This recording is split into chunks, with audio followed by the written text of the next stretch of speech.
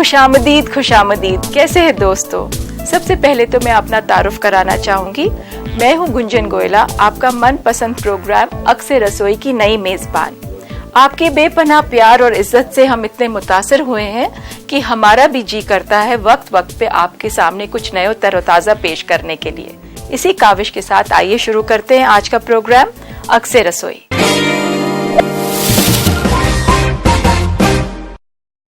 आज हम शुरू करेंगे मुगलई खानों से। अब आप सोच रहे होंगे मुगलई खाना किसे नहीं आता बनाना, मगर दोस्तों ये वो खाना नहीं जो आम रेस्टोरेंट में मिलता है। हमने ये रेसिपीज ली हैं हमारे अजीम और शान मुगलई बादशाहों के बावर्ची खानों से, और आज की रेसिपी है रिज़ा का जुफ्ता। तो आइए शुरू करते हैं रिज़ा का जुफ्ता। इसके लिए हम सबसे पहले एक पैन गरम करेंगे और उसमें डालेंगे थोड़ा सा घी। इसके लिए हमें जरूरत पड़ेगी गोश्त की। ये आधा किलो गोश्त लिया है हमने। इसका हम कीमा बनाएंगे और वो इस शक्ल का होगा। इसमें हम डालेंगे एक प्याज बारीक कटा हुआ,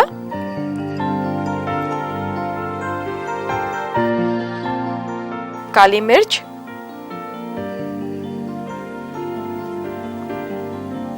हस्बे जायका नमक, और इसे कोफ्तों की शक्ल देनी है। आप अच्छी तरह मिलाएं इसे, और मिलाते वक्त ध्यान रखें पानी ना छोड़ दे। आमूमन कीमा और प्याज जब मिलता है तो कई बार पानी छोड़ देता है। दोस्तों यहाँ पे मेरा पैन में घी गरम हो रहा है, क्योंकि अब इसको मिलाने के बाद हम इसके छोटे छोटे कोफ्ते बना के घी में तलेंगे। कीमे को ज्यादा देर निकालने के बाद आप फ्रिज में ना रखें, इसकी ताजगी में भी फर्क आता है और इसके टेस्ट में भी फर्क आ जाता है। और आप देखिए जब इस तरह मिला रहे हैं तो कुछ थोड़ा सा लेस आना चाहिए इसमें, इसी से आपका कोफ्ता मुलायम बनेगा। अब ये तैयार है हमारा कीमा कोफ्तों के लिए। छोटे छोटे बॉल बनाइए हाथ से।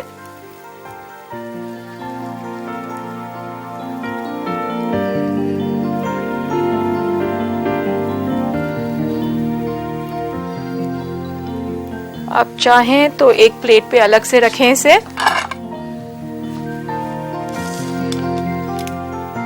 अगर इसमें फैट आप डाल दें तो कोफ्ता और नरम बनेगा, मगर ज्यादा फैट भी नुकसान देती है, तो इस बात का ध्यान रखें।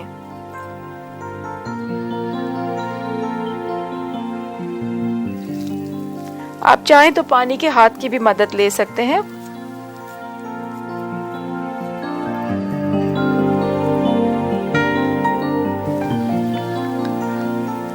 आप देखिए मेरे कुछ कोफ्ते तैयार हो गए हैं, तो मैं इन्हें फ्राई करने के लिए डाल रही हूँ।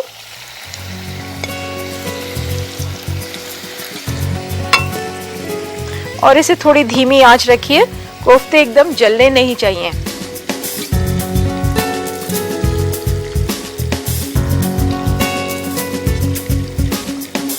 दोस्तों अगर इसमें आप अंडा मिलाना चाहें और इसमें सेंटर फिलिंग भी करें तो एक आपके अच्छे कबाब या स्नैक या स्टार्टर भी बन सकते हैं इससे। चिकन कीमा में भी आप ट्राई करें तो उसके कोफ्ते भी लाजवाब बनते हैं। इसी तरह आप कीमे को लें चिकन का कीमा करके, उसमें थोड़ा सा अंडा मिलाएं, थोड़ा नमक, प्याज, लहसुन, हरी मिर्च और छोटे छोटे कोफ्ते बनाएं।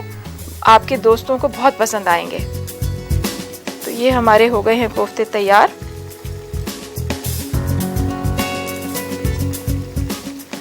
आप देख रहे होंगे कि कितने पीसेस बने। आपको जरूर काउंट कर लेना चाहिए या लिखना चाहिए कि कितना पोर्शन में, यानी कितने वेट में आपके कितने पीसेस बनते हैं। इससे आपको ये सहूलियत होगी कि आप जब भी गोश्त खरीदने जाएंगे तो आपको मालूम है कि आपकी क्या यील्ड निकलेगी, उसी हिसाब से आप अपनी परचेज कर सकते हैं। अब इसमें हमारे आधा किलो में 12 कोफ्ते निकले हैं, तो आप उसी हिसाब से अपनी कैलकुलेशन करें।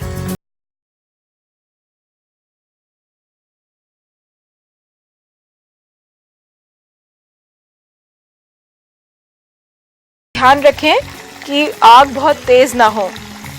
गोश्त बहुत जल्दी लगता है और प्याज खास तौर से आप देख भी रहे होंगे, प्याज सबसे पहले पक जाता है। मैं एक तरफ और ये डाले दे रही हूँ।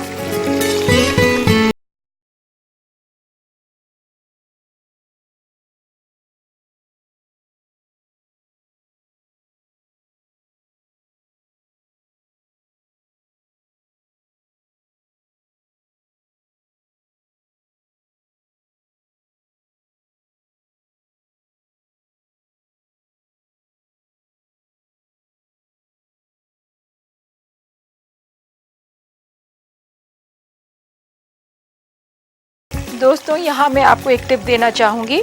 आप एक बार कोफ्ते तल के निकाल लें, 2-4 मिनट उसे प्लेट में ठंडा होने दें और फिर एक बार फ्राई करें। इससे आपका कोफ्ता कभी टूटेगा नहीं और कोफ्ते में करारपन रहेगा। तो फिर हम एक बार फिर से शुरू करते हैं।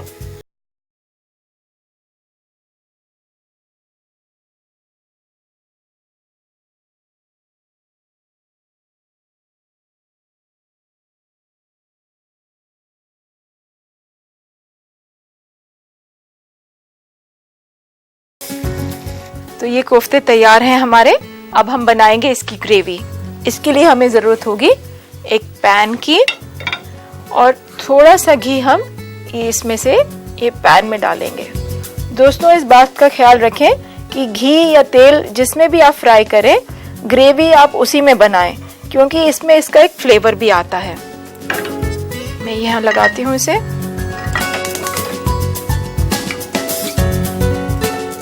ये प्याज मैं इसमें फ्राई कर रही हूँ।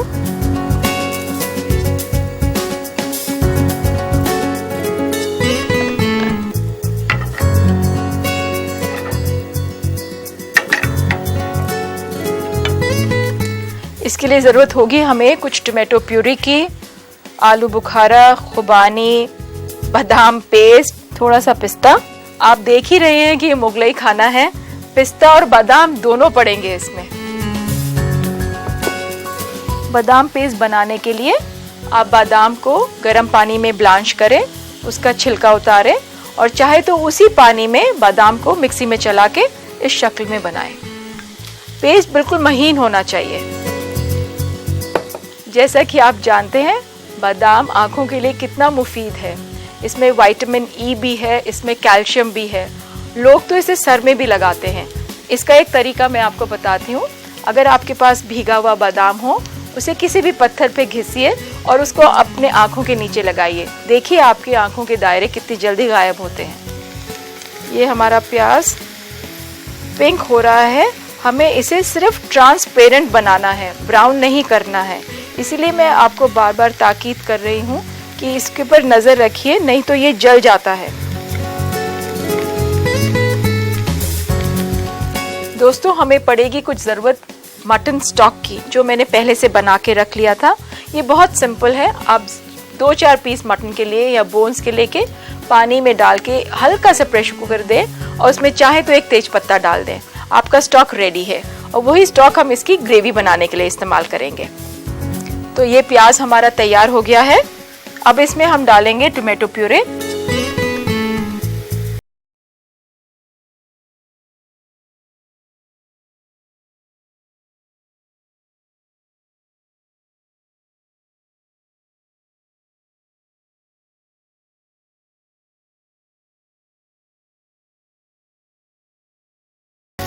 ज़रा सा भूनिए हल्की आंच पे। धीरे धीरे आप साइड से लेते रहें ताकि बराबर भुनता रहे वो। आप देख रहे होंगे साइड इसका छोड़ रहा है, यही निशानी है कि ये भुन रहा है। इसे हल्के हाथ से चलाएं। अब इसमें हम डालेंगे जो स्टॉक हमने बनाया था।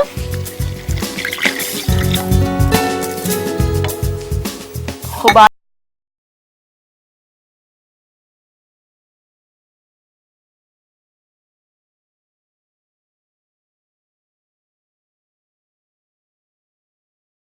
ये क्या अच्छा कॉम्बिनेशन है, खुबानी और आलू बुखारा, खट्टा और मीठा दोनों।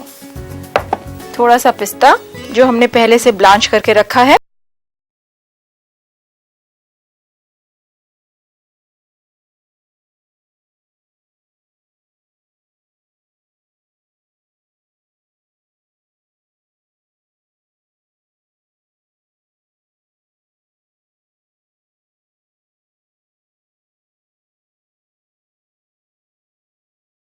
इसको 2-4-5 मिनट पकने दीजिए ताकि आलू बुखारा और खुबानी गल जाए।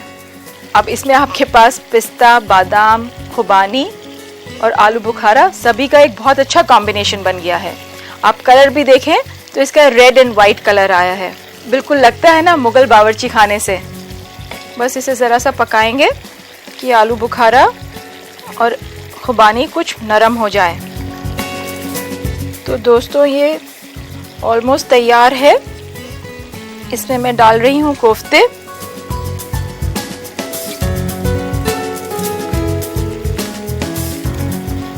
और इसे पकने देंगे 4-5 मिनट ताकि कोफ्ते जो है ग्रेवी को जब्त कर लें।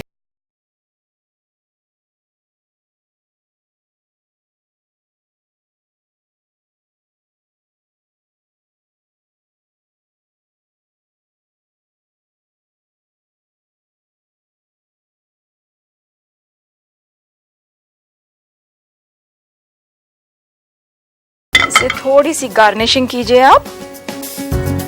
मैंने यहाँ तुलसी इस्तेमाल की है, आप चाहें तो पुदीना भी इस्तेमाल कर सकते हैं या पुदीना और तुलसी दोनों लगाएं।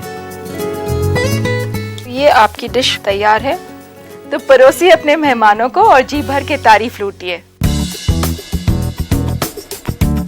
मुझे मालूम है हमारे नाजरीन चाहेंगे इसकी तरकीब को दोहराना, तो एक बार गौर से सुनिए और चाहे तो आप लिख भी सकते हैं। रिज़ा का जुफ्ता बनाने के लिए हमें चाहिए 500 ग्राम बकरे का गोश्त, 3 अदद प्याज कटी हुई दरमियानी, हस्बे जायका नमक और काली मिर्च पाउडर, 450 ग्राम घी, 120 ग्राम टमाटर प्यूरी, 60 ग्राम पिसा हुआ बादाम, 35 ग्राम पिस्ता बारीक कटा हुआ, 600 मिलीलीटर उबले हुए गोश्त का पानी, आधी प्याली खुबानी मुसल्लम, आधी प्याली आलू बुखारा, आधी चम्मच काली मिर्च कुटी हुई और सजाने के लिए पुदीना और तुलसी बारीक कटी हुई।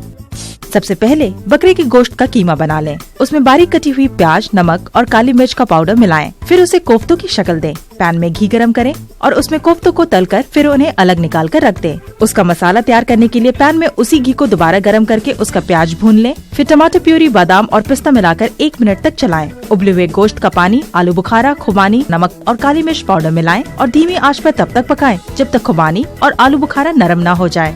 अब मसाला तैयार होने के बाद उसमें कोफ्तों को मिलाएं। फिर उसे बारीक कटी हुई तुलसी और पुदीना से गार्निश कर लें। लीजिए तैयार है रिज़ा का जुफ्ता। बहुत कुछ बाकी है अक्सर रसोई में बनाना, उससे पहले लेते हैं एक छोटा सा ब्रेक। आप कहीं मत जाइएगा, मैं यूं गई और यूं आई। फिर से इस्तकबाल है। दोस्तों, जब हम मुगलई खाने की बात करते हैं तो उस दौर में भी खाने के बाद या खाने के दौरान तफरीह का एहतमाम किया जाता था। मगर आज दोस्तों, खाना खाते वक्त हम टेलीविजन देख लेते हैं, जो कि हमारी तहजीब के खिलाफ है। अगर आप सुकून से खाना खाएं तो पेट भरने के साथ साथ वो आपको रूहानी तसल्ली भी देगा। पहले वक्त में हम खाना दस्तरखान पे खाया करते थे, मगर आज डाइनिंग टेबल ने अपना मुकाम शायद हर घर में बना लिया है। मगर कुछ एहतियात हम आज भी बरत सकते हैं डाइनिंग टेबल पे बैठने से पहले, जैसे बड़े बूढ़ों को पहले बैठने दिया जाए और उन्हें हेड ऑफ द टेबल बनाया जाए। अगर आप मेजबान हो और आपके मेहमान खाना खा रहे हो तो डाइनिंग टेबल पे बैठने के वक्त आप एहतियात रखिए कि आप एक ऐसी जगह बैठे जहां आप अपने मेहमानों की छोटी से छोटी जरूरत पूरी कर सकें। दोस्तों, अक्सर लोग मुझसे पूछते हैं खाने के बाद उन्हें गैस हो जाती है। उसका एक बहुत ही छोटा सा नुस्खा मैं जो है आपको बताती हूँ। खाने के फौरन बाद आप आधा ग्लास गर्म पानी पिएं, 1/4 चम्मच काला नमक और अजवाइन मिला के ले लें। इससे आपका पेट भी ठीक रहेगा और गैस भी बननी बंद हो जाएगी। एक और इम्पोर्टेंट बात यह है, खाने के बाद आप थोड़ी चहलकदमी जरूर करें, यह आपकी सेहत के लिए बहुत मुफीद है। दोस्तों, मैं आपके साथ शेयर करना चाहूंगी एक मार्बल केक की रेसिपी। इसके लिए आपको चाहिए होगा 120 ग्राम मक्खन, 120 ग्राम शुगर, 4 अंडे, आधा कप गरम दूध, 1.25 चम्मच बेकिंग पाउडर, 1 चम्मच वनीला एसेंस, 110 ग्राम मैदा और 10 ग्राम कोको पाउडर। इसके लिए आप मक्खन और चीनी को मिक्सी में फेंट लीजिए। जब वो अच्छी तरह फेंट जाए तो उसमें आप डालिए अंडे। अंडे मिलाने के बाद आप उसको मैदा मिलाइए और उसको नीचे उतार लीजिए। जब वो नीचे उतार लेंगे तो आप ये डिसाइड करिए कि अगर आपको कोको सब में मिलाना है तो कोको सब में मिला दीजिए, नहीं तो उस बैटर को आप आधा आधा बांट के कोको और वेनिला एसेंस मिलाइए और उसको प्री हीटेड ओवन में 45 मिनट्स बेक करिए। देखिए, आपका तैयार होता है एक लजीज केक। मैं लेती हूँ एक छोटा सा ब्रेक, कहीं मत जाइएगा। ब्रेक के बाद मैं फिर हाजिर होंगी लौकी और कैरेट की खीर के साथ। ब्रेक के बाद आप सभी का एक बार फिर से इस्तकबाल है। किचन की खूबसूरती उसके साजो सामान से नहीं बल्कि अच्छे खाने से होती है। खाना भी वो जो घर वाले ही नहीं पड़ोसी भी खिंचे चले आए। यहाँ मेरी मुराद अच्छे खाने से ये नहीं कि आप सिर्फ शाही खाना बनाएं, सादा खाना भी उतना ही जायकेदार बन सकता है। आज आपने सीखा रिजा का जुफ्ता बनाना, तो अब आइए बनाते हैं कुछ मीठा। आज की रेसिपी है लौकी और कैरेट की खीर। तो आइए शुरू करते हैं आज की ये नई रेसिपी। हम पहले दूध को उबालेंगे और जो लोग मरीज हैं डायबिटीज के वो स्किम मिल्क भी ले सकते हैं। ये कुछ छिले हुए गाजर रखे हैं जिन्हें अब मैं ग्रेट करूंगी। आधा कप गाजर लीजिए ग्रेट करे हुए।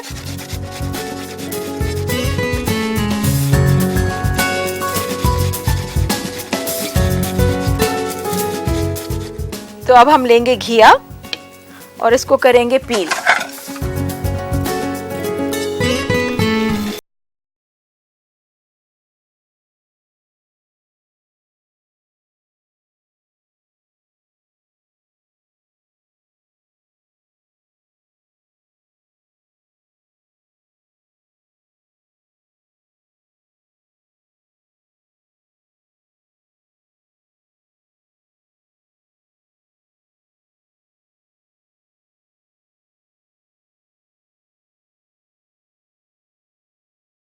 और रख देंगे इसको पकने धीमी आंच पे।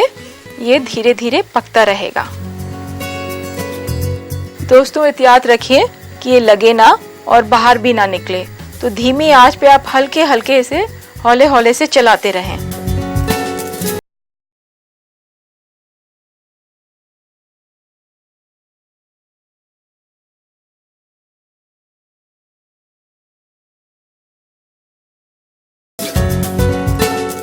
अगर आप इसे बहुत धीमी आंच पे पकाएंगी तो ये खीर भी गाढ़ी हो जाएगी और कुछ कुछ खोए जैसा टेस्ट भी आने लगेगा इसमें। दोस्तों इसमें पकने के बाद हम डालेंगे कुछ बादाम, किशमिश, इलायची पाउडर। आप चाहें तो आप केसर भी डालें। मैं डाल रही हूँ चीनी, मगर अगर आप चाहें तो आप शुगर फ्री भी डाल सकते हैं इसमें। अगर आप डाइटिंग पे हैं या वेट कंट्रोल कर रही हैं तो आप इसको स्किम मिल्क में भी बना सकते हैं। और गाजर और घिया तो वैसे ही डाइटर्स का खाना है। अब आप देख रहे हैं काफ़ी गाढ़ी हो रही है और मैं इसको साइड में इसीलिए चला रही हूँ ताकि ये कहीं से लगे ना। दूध अगर एक बार लग गया तो उसको आप किसी भी तरह से ठीक नहीं कर सकते। तो बहुत एहतियात बरतिए जब भी आप कभी किसी दूध के कोई आइटम बना रहे हों। अक्सर घरों में जब मीठा बनता है तो ज़ियाबतीस यानी डायबिटीज़ के पेशेंट अपने आप को किनारा कर लेते हैं, मगर ये एक ऐसी डिश है जिसे आप आराम से परोस सकते हैं। करना कुछ नहीं है, स्किम मिल्क लेना है आपको, रिप्लेस करना है फुल फैट क्रीम के लिए और शुगर को रिप्लेस करना है शुगर फ्री से। बस डालिए और परोसिए। तो अब हमारी खीर तैयार है। चीनी आपके हस्बे जायका।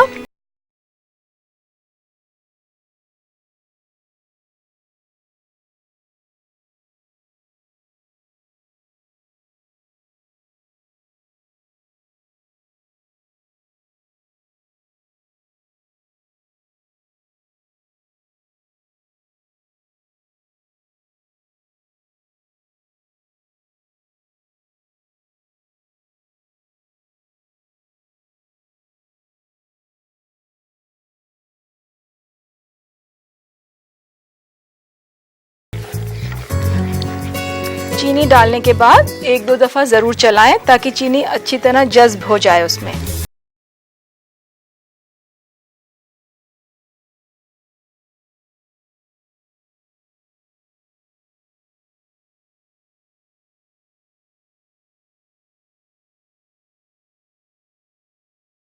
चाहें तो इसे डेकोरेट कर सकते हैं कुछ महीन कटे हुए एप्पल से। अगर आप चाहें तो आप एप्पल की खीर भी बना सकते हैं। तरीका वही है, एप्पल को ग्रेट करिए और दूध में पकाइए। एप्पल का अपने आप जो मीठा है उसी से आप उसका एक अपना जायका देगा और चाहें तो आप चीनी अवॉइड भी कर सकते हैं। तो लीजिए दोस्तों, आज की स्वीट डिश तैयार है। हल्की सी इलायची बुरकी, एक कलर आ जाएगा ऊपर। तो ये है लौकी और कैरेट खीर।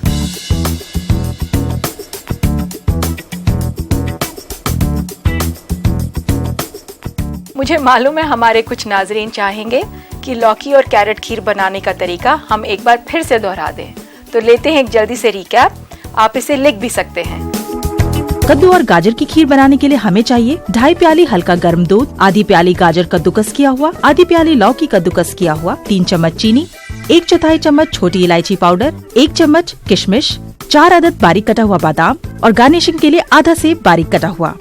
सबसे पहले दूध को उबाल लें, फिर कद्दूकस किए हुए गाजर और कद्दू को दूध में मिलाएं और उसी धीमी आंच पर रखकर तब तक पकाएं जब तक गाढ़ा ना हो जाए। अब उसमें चीनी, छोटी इलायची का पाउडर, किशमिश और कटा हुआ बादाम मिलाएं। धीमी आंच पर 2 से 3 मिनट तक पकाएं। फिर तैयार खीर को तश्तरी में रखें और सेब की कटी हुई बारीक स्लाइस से सजा लें। लीजिए, हाजिर है लौकी और गाजर की खीर। तो उम्मीद है आपने देख लिया होगा और लिख भी लिया होगा। आज के लिए बस इतना ही। आप अपना और अपने घर वालों का ख्याल रखिए। कल फिर मुलाकात होगी। अल्लाह हाफिज।